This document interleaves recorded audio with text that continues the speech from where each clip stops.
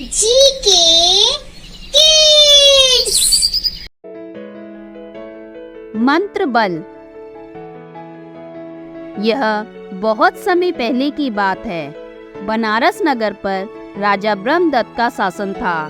उनके राजपुरोहित तंत्र और मंत्र विद्या में महान उपलब्धियों वाले व्यक्ति थे। उन्होंने अनेक जादुई मंत्रों में महारत हासिल कर रही थी।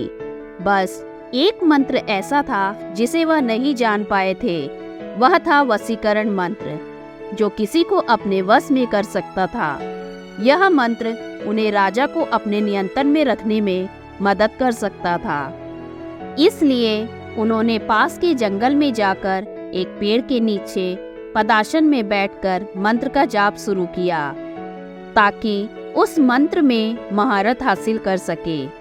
एक चकित गीदड़ उन्हें ध्यान से देख रहा था और बहुत मजा ले रहा था। उसे आश्चर्य हुआ कि वह इंसान क्या बड़बड़ा रहा है। गीदड़ धीरे धीरे मंत्र का जाप कर रहे पुरोहित के पास पहुंचा और ध्यान से सुनने लगा। वही मंत्र बार बार दोहराया जा रहा था। कुछ समय तक सुनने के बाद गीदड़ ने भी मंत्र याद कर लिया।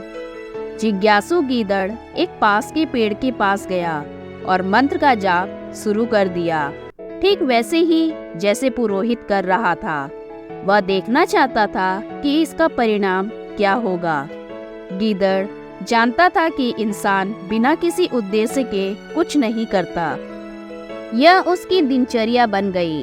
पुरोहित और गीदड़ रोज रोज अपने पेड़ों के नीचे बैठकर कुछ समय के लिए मंत्र का जाप करते। 21वें दिन कुछ अजीब हुआ। हवा में कंपन हुआ, प्रकाश चमका और दिव्य आकृति प्रकट हुई, जिसने कहा, तुम्हें इस मंत्र में महारत प्राप्त हो गई है। फिर वह गायब हो गया। पुरोहित खुशी से उछल पड़े और नाचने लगे। आहा, अब मैं वशीकरण का मास्टर बन गया हूँ।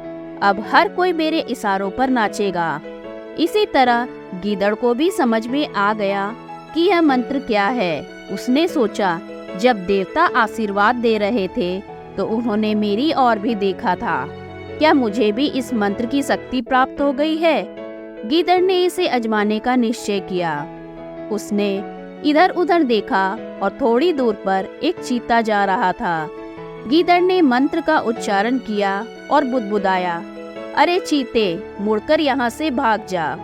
गीदड़ की खुशी का ठिकाना नहीं रहा जब चीता सच में डर के मारे वहां से भाग गया। गीदड़ खुशी से नाचने लगा। मंत्र की शक्ति उसे जंगल का राजा बना सकती थी। तभी एक सुंदर गीदी वहां से गुजर रही थी। गीदड़ ने उससे कहा, अरे सुंदरता, मुझसे शादी कर लो। मैं इस जंगल का भविष्य का राजा हूँ। तुम्हारे पास रानी बनने का मौका है। मुझे वशीकरण मंत्र आता है। उसी समय एक बाज आसमान में उड़ रहा था और उसके पंजों में एक खरगोश फंसा हुआ था। गीदड़ ने मंत्र का जाप किया और कहा, हे बाज, जो ऊपर उड़ रहा है, नीचे आओ और मेरे पैरों के पास खरगोश को गिरा दो। बाज ने अपनी उड़ान रोक दी और झपटकर गीदड़ के पैरों के पास खरगोश गिरा दिया। गीदी ने अपने पलकें झपकाई और शादी के लिए अपनी सहमति दे दी। गीदड़ के वशीकरण मंत्र के मास्टर बनने की खबर जंगल में आग की तरह फैल गई। जंगल के प्राणी गीदड़ की इच्छाओं के सामने झुक गए। जो भी विरोध करता उसे मंत्र के वश में करके पालतू या दास बना लिया जाता। कोई भी गीदड़ के मंत्र की शक्ति का विरोध नहीं कर सकता था। परिणाम स्वरूप गीदड़ औपचारिक रूप से जंगल का राजा बन गया और गीदी रानी। गीदड़ की महत्वाकांक्षाएं अब आसमान छूने लगी। एक दिन उसने एक महत्वपूर्ण घोषणा की, मेरे प्रिय प्रजाजनों, आप सभी जानते हैं कि मनुष्य ने हमें किस तरह सताया है। अब समय आ गया है कि हम उन्हें सबक सिखाएं। इस जंगल में मेरे जैसा शक्तिशाली राजा कभी नहीं हुआ। मेरे नेतृत्व में हम मनुष्यों का आक्रमण करेंगे और उन्हें दास बना लेंगे। यह निर्णय लिया गया कि सबसे पहले बनारस शहर पर कब्जा किया जाएगा। जंगल की विशाल सेना उस शहर की ओर निकल पड़ी। यह एक अद्भुत शोभा यात्रा थी। सबसे आगे एक विशाल हाथी चल रहा था, जिसकी पीठ पर एक शेर खड़ा था, जिसके ऊपर राजा गीदड़ बैठा था और उसके पीछे रानी।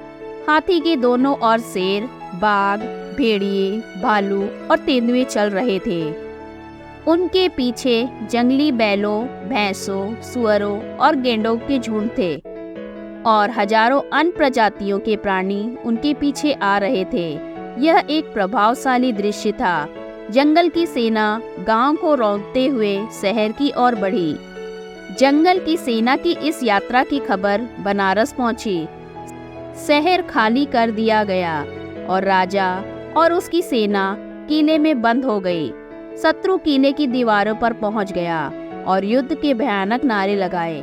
किसी को समझ में नहीं आ रहा था कि क्या करना है। आत्मसमर्पण करें।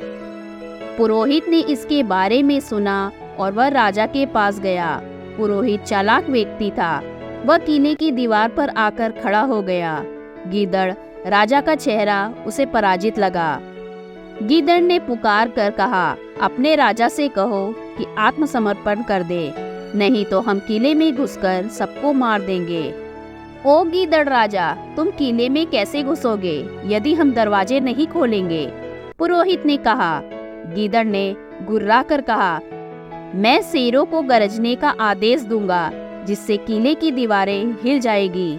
हाथी और गेंडे दीवारों को तोड़ डालेंगे। यह विचार खतरनाक था।